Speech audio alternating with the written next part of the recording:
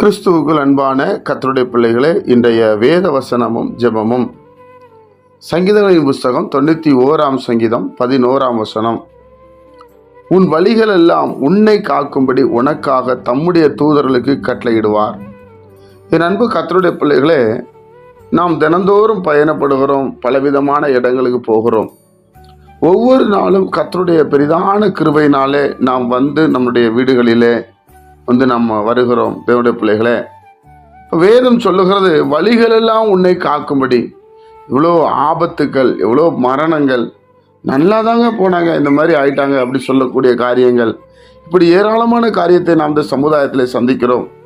ஆனால் நாம் ஒன்றே அறிந்து கொள்ள முடிகிறது, ஆண்டவராகிய இயேசு கிறிஸ்துவை யாரெல்லாம் விசுவாசித்து அவர்தான் என் தெய்வம் என்று நம்புகிறார்களோ அவர்களுக்கெல்லாம் ஒரு தூதர்கள் இருக்கிறார்கள் என்பதை குறித்து இங்கே வேதத்தில் அழகாக எழுதப்பட்டிருக்கிறது.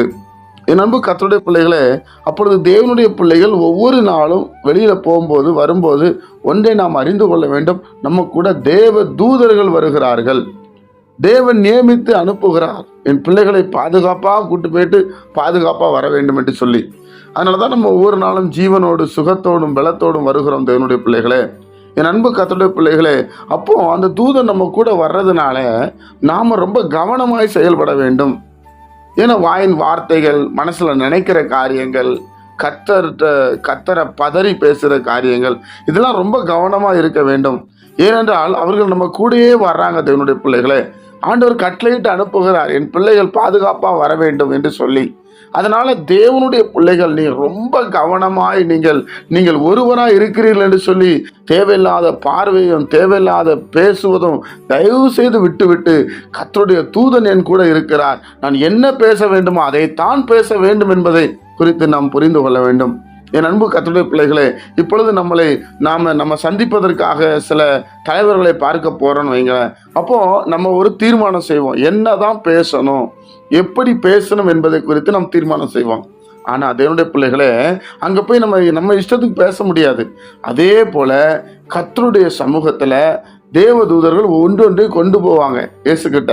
அதனால நீங்க பேசும்போது ரொம்ப கவனமா நிதானமா பேச வேண்டும் என்று வேதம் சொல்லுது. ஏன்னா தூதர்கள் கூட வருகிறார்கள். அவர்கள் எதுக்கு வருகிறார்கள்? நம்மளை காக்கும்படி வருகிறார்கள். அந்த ஒரு வெளிப்பாடு இருக்கணும். தேவன் நம்மை ஆசீர்வதிப்பார். ஜெபிப்போமா. பரிசுத்த பிதாவே, உம்முடைய குமாரன் இயேசு கிறிஸ்துவின் நாமத்தில் வருகிறோம். இந்த நாளை நீர் எங்களுக்கு ஆசீர்வதித்து தாரும். உம்முடைய சமாதானம் எங்களை ஆளுகை செய்யட்டும். ஆண்டவரே, உம்முடைய நாமத்தினாலே இதை கேட்கிற ஒவ்வொரு பிள்ளைகளையும் ஆசீர்வதியுமப்பா. இயேசு கிறிஸ்துவின் நாமத்தினாலே இந்த வார்த்தையை கேட்கிறவங்களுக்கு கிரியை நடக்கட்டும் அப்பா. அற்புதங்களை செய்து உம்முடைய நாமத்தை மையப்படுத்தும். இயேசுவின் மூலம் பிதாவே, ஆமென்.